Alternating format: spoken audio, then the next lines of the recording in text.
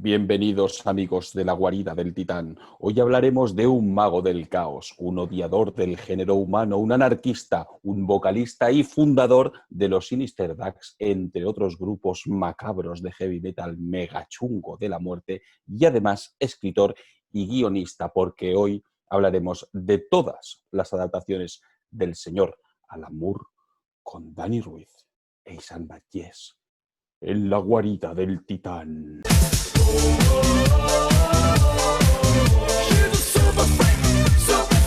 Que Alan Moore es genio y figura, lo sabemos todos, que ha escrito y dibujado algunas de las mejores obras del cómic y la novela gráfica de todos los tiempos, es absolutamente cierto, y que sus adaptaciones cinematográficas le han parecido regular, también es cierto.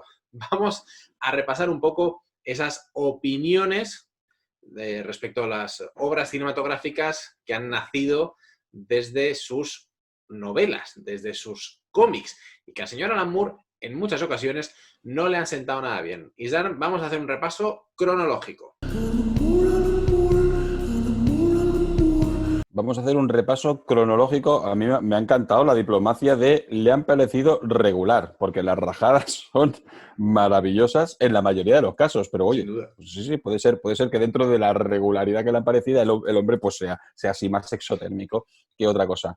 Hacemos un repaso ascendente a partir de las adaptaciones. Sí que habrá un poquito de saltos respecto a los cómics de Alan Moore. Y empezamos por 1989 con un cómic que nos hablaba de las trastadas del señor Jack el Destripador, From Hell. Un cómic curioso, denso, grande, a nivel narrativo más parecido a un AUCA que a un cómic normal.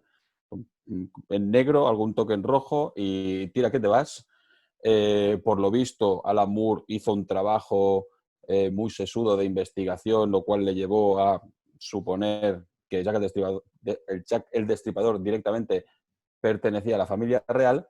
Y finalmente, en 2001, el señor Albert y el señor Allen Hughes nos trajeron From Hell desde el infierno con Johnny Depp, Heather Graham y el grandísimo Ian Holm, que hace poquito nos ha dejado. De entrada hay que decir que meterse a llevar al cine un cómic como este ya requiere de un ejercicio de bastante gordo. Yo la película puedo decir que no la he visto, es una de aquellas que siempre queda en el limbo, que siempre tienes que ver y que nunca acabas viendo, pero me parece a mí que al bueno de Alan Moore también le pareció regular. También le pareció regular. La verdad es que Desde el infierno es una adaptación de la investigación, podríamos decir, del señor Alan Moore. Precisamente lo que contaba antes, que al final Jack el Destripador podría ser alguien de la familia de la realeza, pues eso se plasma en la película a partir de la investigación del investigador, que también mantiene el hilo en este cómic. No le gustó a Alan Moore y directamente dijo: cambiaron a mi tosco agente de policía de Dorset por un Johnny Depp dandy bebedor de absenta. Y se quedó tan a gusto. De hecho, podría haber dicho por un Johnny Depp. Ya está, con eso es suficiente. Dandy bebedor de absenta me recuerda a Jack Sparrow, sí que es cierto. Bueno, pues llevamos una de una que al bueno de Alan Moore no le ha acabado de convencer. Es verdad que en esta frase no es que haya ahondado mucho en la puñalada, pero no le hace falta decir más para expresar su opinión. Nos ha quedado, señor Moore, clarísimo y meridiano Sí, clarísimo. lo que le ha parecido From Hell. Una película que, como veremos en la mayoría de las adaptaciones, les falta un punch, ¿no? Les falta un poquito de mala leche, un nivel a lo mejor en el Peggy de las edades, para que realmente sea una novela, bueno, sea una obra de Alan Moore. Y en el caso de hablar de Jack el Destripador, pues todavía más, porque al final parece más una película de aventuretas que no que te está hablando de este terrible personaje. Pero nos pasamos a uno de los más flagrantes y más terribles crímenes, no a la obra de Alan Moore, sino directamente a la humanidad. Y es que en 1999 este hombre nos presentó una obra maravillosa llamada La Liga de los Hombres Extraordinarios. Y en 2003 el señor Stephen Norrington, por llamarlo de alguna manera, nos perpetró esta Liga de los Hombres Extraordinarios encabezada, entre otros, por Sean Connery. no puede ser más deslavazada, no puede ser más aburrida, no puede ser más plana, es decir, no puede ser peor. Estaremos de acuerdo, Isán, creo, en que el cómic es excelso, es maravilloso y la película, bueno, porque se llama como se llama, porque no parecería ni siquiera una referencia al cómic. No tiene nada que ver hasta el punto de que aún recuperando y recurriendo a un elenco que no estaba nada mal, un pobre Sean Connery que después de aquello ya fue en picado, imagino que lo traumatizó tanto como a nosotros, y que desde luego a Alan Moore, en fin, no le pareció ni regular.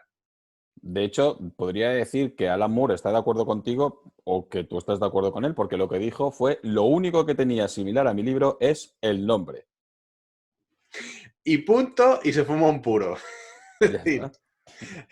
también nos lo ha dejado clarito lo que le pareció a la película, aunque en este caso yo creo que se lo pareció a Alan Moore y al resto del mundo, a cualquiera que la vio y que hubiera leído el cómic, seguramente. La película es una absoluta basura. El cómic nos deja momentos tan maravillosos como ese hombre invisible entrando dentro de un convento de monjas y liando la pardísima como solo el hombre invisible la puede liar. Y la película nos deja a Tom Sawyer. ¿Qué dices tú? ¿Qué hace Tom Sawyer ahí? Pues la cuota americana. Pues ole tus huevos, di que sí. Y ya está. Así que algo totalmente olvidable y que cualquier persona que intente coger el DVD para ver la película, cortarle la mano para que no lo consiga. En 1985, Alan Moore nos presentó, a partir de la colección Hellblazer, a un personaje llamado John Constantine, un cazador de demonios, un tío muy chungo, con una vida muy chunga. Y en 2005, Francis Lawrence, gracias a Keanu Reeves y a Rachel Weisz como protagonistas, nos presentaron a este personaje en la gran pantalla. Aquí sí que podemos decir que la obra está a la altura.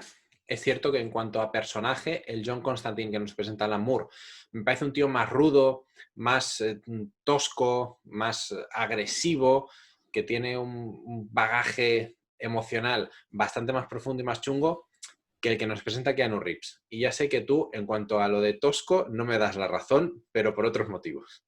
Bueno, claro, es que yo en cuanto a la cara tosca de Keanu Reeves y la capacidad interpretativa de Keanu Reeves ya me parece bastante tosca, pero sí que es cierto que tienes razón, ¿no? Los matices de Keanu Reeves seguramente son más cercanos al Doctor Extraño que no a nuestro querido John Constantine, que tal vez, por buscarle un símil, que evidentemente no, pero sería un poquito más John McClane que no Doctor Extraño, podríamos decir, ¿no? Aún así, la película nos satisfizo, visualmente es una pasada, sobre todo para el momento en el que está rodada, y la representación del universo de Constantine, especialmente el infierno, y la manera de entrar y salir que tiene el protagonista, bueno, está, en fin, clavadísimo y es todo lo que esperábamos en la gran pantalla. Y una tilda, no me acuerdo de cómo se dice el apellido, si Swinston, si Swinson, si Winston o como se sea, que era el ángel caído, que también es maravilloso. Es un personaje, yo creo, que para la historia del cine lo hace súper, súper bien. ¿Y el señor Alan Moore qué opina de esto? El señor Alan Moore directamente se cayó la boca porque yo supongo que dijo, como ya el personaje ya no es mío, ya lo he dejado correr y ya es de otras personas, oye, tía, que te vas. Ya yo paso de John Constantine y no dijo nada. No sé si para bien o para mal.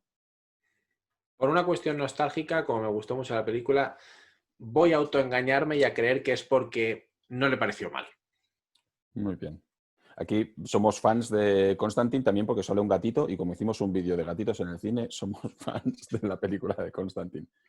En 1982, una de las más grandes obras de Alan Moore vio la luz con V de Vendetta, ese terrorista con careta de Guy Fawkes que quería conseguir lo que Guy Fawkes no consiguió, que es reventar el Parlamento británico. Lo Y normal. en 2006, sí, lo que Lo viene normal de siendo un un fin de martes por la semana, tarde, sí, sí. exacto.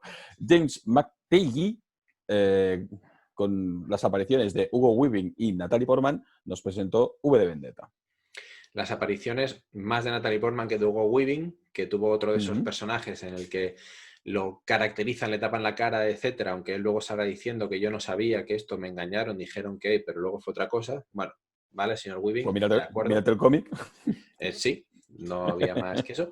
Una película que me gustó y evidentemente donde palidece y esto es obvio por el tipo de obra en el que se basa, es en la profundidad, es en el calado del mensaje y es un poquito en la parte más turbia de ese mensaje. La película está seguramente muy dulcificada, queda todo un poquito más superficial, más hollywoodiense y como hemos comentado en alguna ocasión, Isan, pues evidentemente los temas capitales y ese anarquismo recalcitrante que está presente siempre en la obra de Alan Moore, en la película no lo vemos.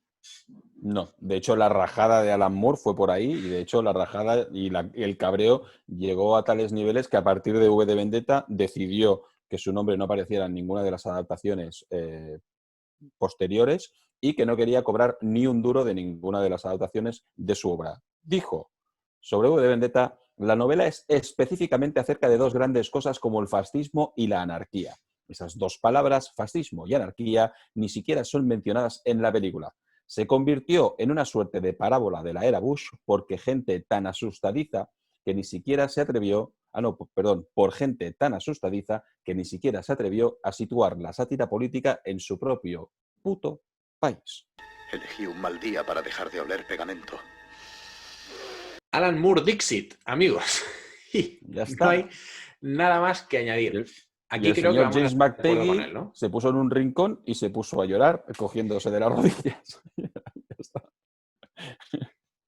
Pero vamos a estar de acuerdo con Alan Moore aquí, Dan. Sí, totalmente. Bueno, lo que comentabas tú, no entran. Será por el PEGI o por la idea de querer hacer una película para todos los públicos o un producto palomitero, que evidentemente se quedan absolutamente en la superficie más superficial y no entran, pero porque seguramente el público tampoco entraría. Es que estamos hablando de una adaptación cinematográfica que lo que busca es que cuanto más gente la vea, mejor. La pena es que cuando te basas en una obra que es transgresora, que es provocadora, que te lleva al barro en lo social, en lo político, en lo moral, claro, o tienes muy claro qué tipo de película quieres hacer y te atreves, o al final pasa eso. Queda una buena película, a mi juicio, pero que le falta rematar a gol, ¿no? Se Sí, queda sí. a las puertas de algo que podría haber sido mucho mayor. Desde luego.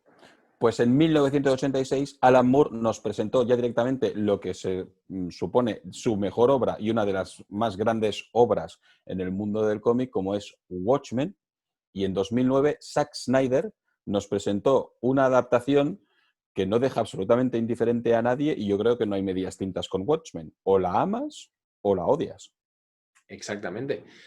Una buena película, podríamos decir incluso una muy buena película que sin evidentemente poder meterse en todo lo que abarca el cómic, que es mucho más grande, mucho más profundo, recoge perfectamente la esencia de lo que es el cómic y la lleva a la gran pantalla. Yo no sé si te parece más o menos lo mismo, pero es verdad que la película también se queda fuera o deja fuera muchas de esas capas, muchas de esas proclamas, ¿no?, que hace Alan Moore a través de sus personajes y que, por supuesto, también implica plasmar toda su ideología.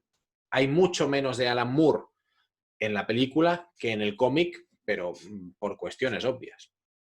Sí, eso es seguro. Evidentemente, solo por el terreno narrativo, ¿no?, del cómic hay mucho más terreno, hay mucho más espacio para aportar cosas. Pero yo creo que en la película de Watchmen, al final te está hablando de una sociedad y te está hablando de una, pues eso, ¿no?, la crítica a una sociedad y una crítica también hacia los superhéroes, ¿no?, con esa proclama de quién vigila a los vigilantes y que estos vigilantes al final acaban siendo una suerte de fascistas en el mejor de los casos, que hacen lo que les apetece cuando les apetece. O sea, no siempre van a dedicarse al bien. Si en ese momento se están tomando su horchatita y quieren estar tranquilos con los churros, pues ya irán después, que ahora mismo no tienen tiempo.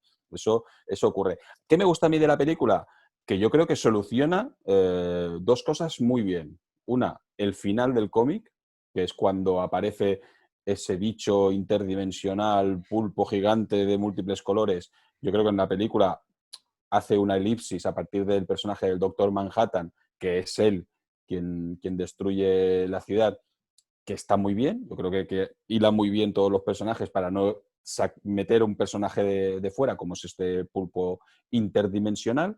Y luego otra cosa que hace muy bien y que yo creo que ya forma parte de la historia del cine, que es esa escena precréditos o esa escena de créditos que Correcto. directamente te plantea lo que es el tablero de juego de la película, con ese Richard Nixon volviendo a ganar, pues con todo lo que empieza a trabajar los vigilantes para el gobierno, con esa supuesta muerte de JFK por parte del comediante, ¿no? De Jeffrey Dean Morgan.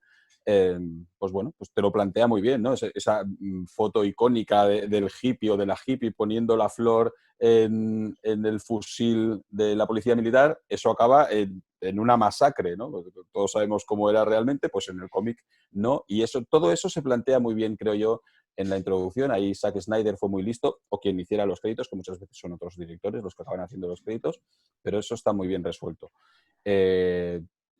Las escenas más conocidas, las viñetas más conocidas del cómic, yo creo que están directamente plasmadas en la película, con lo cual a ese nivel la adaptación es casi perfecta.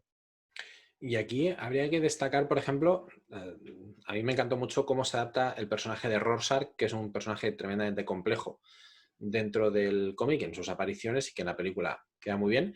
Y qué diferencia para Zack Snyder, ¿no? Cuando adaptó 300, tuvo a Frank Miller con él, que estuvo implicadísimo en todo el proceso, y aquí al revés, Alan Moore no quiere saber absolutamente nada. De hecho, ya empiezas la película con la presión de saber de que el autor de la obra a la que quieres adaptar directamente no va a ver tu película porque considera que va a ser una bazofia ya desde el principio.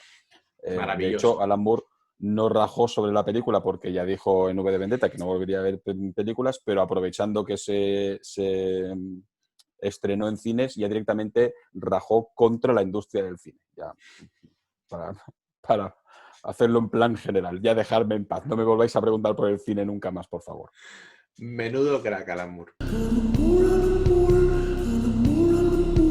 Para ver pequeñas pinceladas. Habló de cómo se hacían las adaptaciones en cine. Lo que se hacía era coger la obra del autor, en este caso Alan Moore, se la comían, luego la vomitaban, luego se la volvían a comer, la volvían a vomitar y los gusanos que salían de ese de ese vómito de segunda generación eran lo que utilizaban para hacer el guión. O sea, era, literalmente dijo, gusanos regurgitados, que era lo que se usaba. Sí, sí, muy fino. Ese día sí que lo pillaron sin desayunar, porque se ve que tenía hambre, tenía ganas de hablar de comida, y eso dijo. Luego también habló de que en su obra puede hacer una mala obra, puede hacer una buena obra, la puede cagar, puede ser lo que sea, pero jamás ninguna de sus obras costará el Producto Interior Bruto de un país pequeño.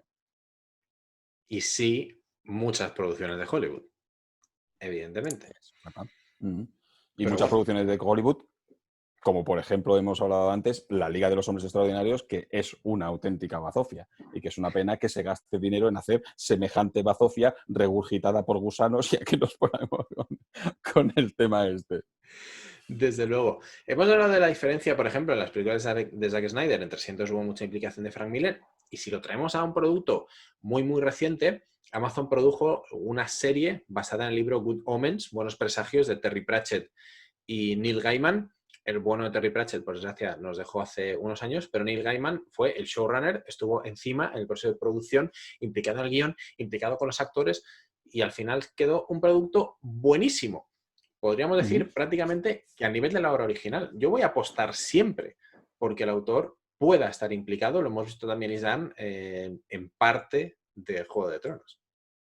En parte, bueno, en la parte que George Martin escribió, ¿no?, de Juego de Tronos, sí que es cierto. Supongo que también depende del autor y siempre el autor tiene que estar muy en su sitio, debe saber dónde están sus limitaciones y dónde hay que dejar libertad a los showrunners y a los guionistas que van a adaptar la obra, porque George Martin tiene que ser consciente de que no toda su obra se podía adaptar, no todos sus personajes se podían adaptar. Ya podía haber terminado los libros antes de que acabara la serie, pero bueno, eso ya está hecho. pero bueno, es una muy buena adaptación. El caso también, por ejemplo, del Tolkien Enterprises, que va con lupa, bien sea películas, bien sea con series o bien sea con videojuegos. Con el Hobbit se le escaparon algunas cosas. Pero bueno, supongo que como ya pensaban que con El Señor de los Anillos ya la cosa iba bien, con el Hobbit se le escaparon algunas cosas. Pero también es cierto que seguramente trabajar con el señor Alan Moore no debe ser sencillo, con lo cual ya directamente le cierras la puerta, que es un poquito lo que se ha hecho con el Watchmen de Lindelof, que cuando le preguntaron que qué opinaba o qué creía que opinaba Alan Moore de su obra, le dijo que le importaba una mierda, pues viendo todas, ¿no? todas las rajadas que había pegado Alan Moore, sin siquiera ver, incluso en algunos casos, las películas, pues dijo, oye, yo hago lo que creo que Alan Moore podría hacer y ya está. Y me fumo un puro y se acabó. Y me fumo un puro. Sí. Sin duda alguna. En este caso, yo ya sabes que no soy muy fan de Lindelof, pero en este caso estuvo correcto. Cuesta ser fan de Lindelof, ¿eh? También hay que decirlo. Como habéis visto, en cualquier caso, y lo hemos dicho antes, Alan Moore, genio y figura. Seguimos al tanto de todo lo que nazca de la mente y de las manos de este buen hombre, pero en cuanto a su relación con la industria cinematográfica, se queda, como hemos dicho antes, en regular. Nosotros nos despedimos de Alan Moore y de las adaptaciones de sus obras, pero volveremos con más, como siempre, con Isán Vallés, con Dani Ruiz, en La Guarida del Titán.